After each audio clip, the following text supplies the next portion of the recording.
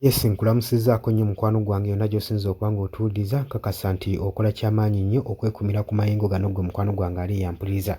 President Felix ow'eggwanga erya Democratic Republic of Congo kyaddaaki ayanukudde President Paul Kagame ow'e Rwanda naye ebigambo by'amwanukudde abadde ng'ali ate mu kwataakinga bapulezidenti babiri. Pulezidenti omulala gwe badde bitwaliramu ngenda kubanga mukuleetera gwe mukwano gwange ali eyampuliriza.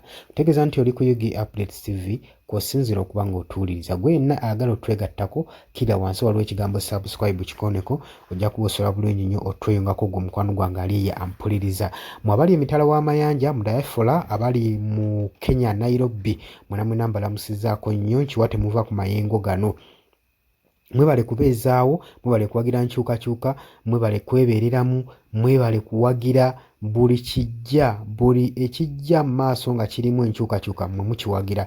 Kino olwekyo ntwala omukisa guno bibaza omulimu gw'omukulu ogw'amaanyi ogw'obutaweera okwatwala obuvunaanyizibwa ne mujjumbira buli nsonga za nkyukakyuka mu mikono gyange abali eyo mu diaspora ssaako n'abali ku mirwano wano mu mikono gyange abali eyo.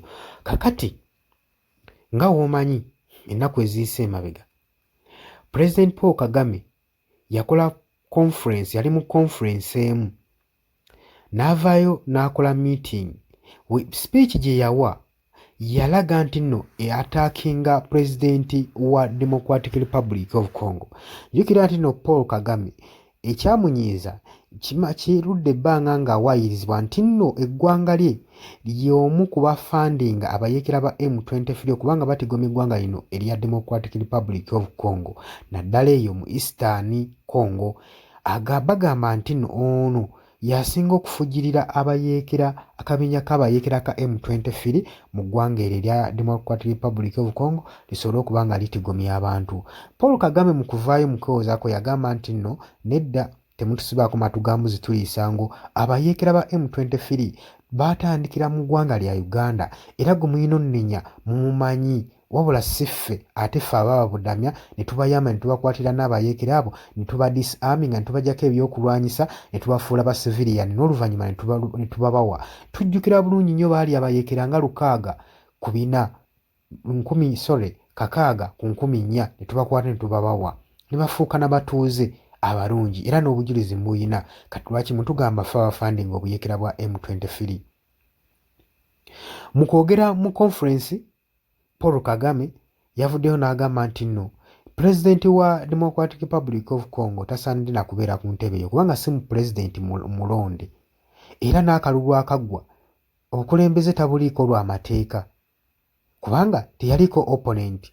Engeri gye byali birina otambulamu ye ne opponent we tebyagenda bulungi era akalulu ako tetukabala nti nno bakaali kalulu.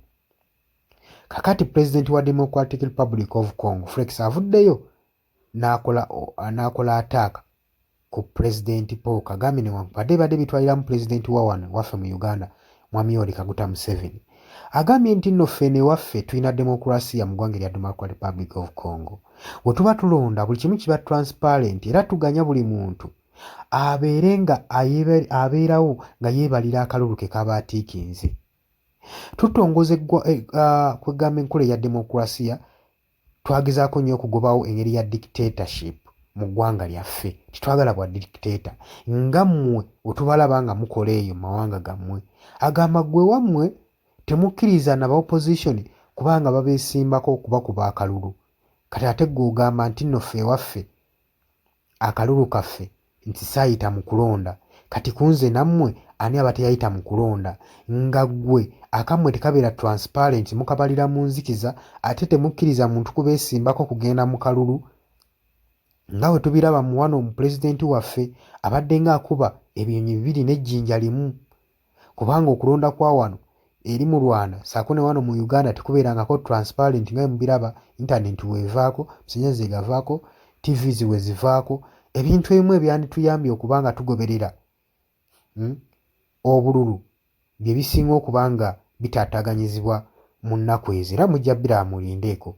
Kakati ekwo yasinzidde n'asindika obubaka eri Paul Kagame n'amugamba nti nno muli ba dictatorship bannakyemalira buli kimu mukyemalira bannansi temubaganya nadde beesimbako naye ko bakalulu mukabalira mu nzikiza. Ebigambo ng'ebyo abisindise naye nga bikuba ebinyonyi 2 n'ejjinja limu. Jjukira bano ensi zino ebbiri Uganda ne Democratic Republic of Congo, Uganda n'eggwanga lino ery'e Rwanda ba mukago nnyo naddala bwe batuuka mu diplomasi, mu byobufuzi, bakkaanya n'engeri gye bazannyamu obuzannyo. Newankubadde Congo ne Rwanda bombi beerangidde ng'ono wa funding abayeekera ba M23 Paul Kagame, ssaako n'ono Paul Kagame alumbyeganya oli n'amugamba nawe olina obuyeekera bw'ofunding. Omu abadde alumika munne okubaako n'obuyeekera bwa funding okuba nga butigomya eggwanga erya Democratic Republic of Congo. Gwe mukwano gwange eryampuliriza. Kutegeeza nti nno obadde muwuliriza mulungi era weebale kwekuumira ku mayengo gano aga UG Updates TV. Era nnyongera okukubiriza gwe yenna tanaakuba nga otwegattako nga wandyagadde otwegattako, kirira wansi awo waliwo ekigambo subscribe kikooneko, ojja kuba osula bulungi nnyo otwegattako, sobole okufollowinga, likinga, sharinga, ng'omukwano gwange ali yampuliriza. Mutegeeza nti nno mbaagala nnyo, mweraba.